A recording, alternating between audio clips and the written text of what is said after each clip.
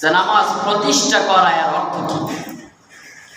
তাফসিরে মারিফুল কোরআনে 1 নাম্বার লিখেছেন নামাজ প্রতিষ্ঠা করা এর অর্থ হলো নামাজের যতগুলো হক, যতগুলো ফরজ ওয়াজিবাত, যতগুলো রুকন আছে এই সবগুলো যথাযথভাবে পূর্ণাঙ্গ রূপে আদায় করে নামাজ পড়াকে বলা হয় নামাজ প্রতিষ্ঠা করা। বলি সুবহানাল্লাহ।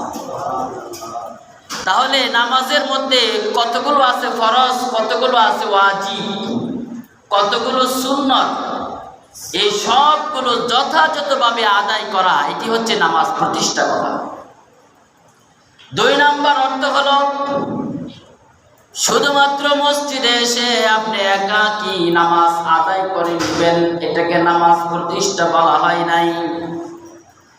নামাজ প্রতিষ্ঠা বলা হয়েছে আপনি নামাজ আদায় করবেন, আপনার পরিবারের লোকদেরকে নামাজের জন্য আদেশ করবেন, আপনার সমাজের লোকদের জন্য সমাজের লোকদেরকে নামাজের আদেশ করবেন, আপনার দেশের লোকদেরকে নামাজের আদেশ করবেন।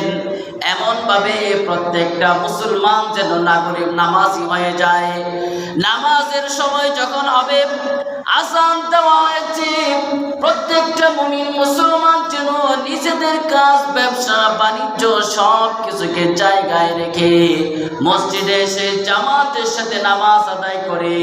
ওই পরিবেশটা যখন হবে তখনই হবে নামাজ প্রতিষ্ঠা হয়েছে।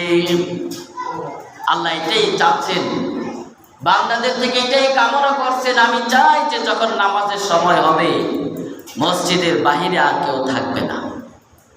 যতদিন পর্যন্ত নামাজের সময়, জামাতের সময় মসজিদের বাহিরে লোক থাকবে ততদিন নামাজ প্রতিষ্ঠা হয়েছে বলা যাবে না। নামাজের সময় হয়েছে আর বাইরে কোনো লোক নাই, সবাই মসজিদে এসেছে, এটা হচ্ছে নামাজ প্রতিষ্ঠার সমাজ। আল্লাহ রাব্বুল আলামিন কোরআনে সেই নির্দেশ দিয়েছেন, ওয়াকিমুস সালাতা, নামাজ প্রতিষ্ঠা করো। এর অর্থ হলো প্রত্যেকেই নামাজি হয়ে যাবে, বেনামাজি থাকবে না। যারা বেনামাজি থাকে তারা লজ্জিত হবে, অপমানিত হবে, বেইজ্জতি হবে। নামাজ না পড়াকে মানুষ অপমানজনক মনে করবে।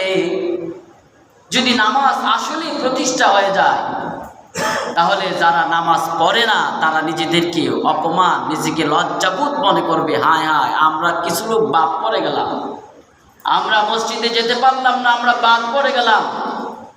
এই জন্য আল্লাহ রাব্বুল আলামিন বলেছেন আকিমুস সালাতা, নামাজ প্রতিষ্ঠা করো।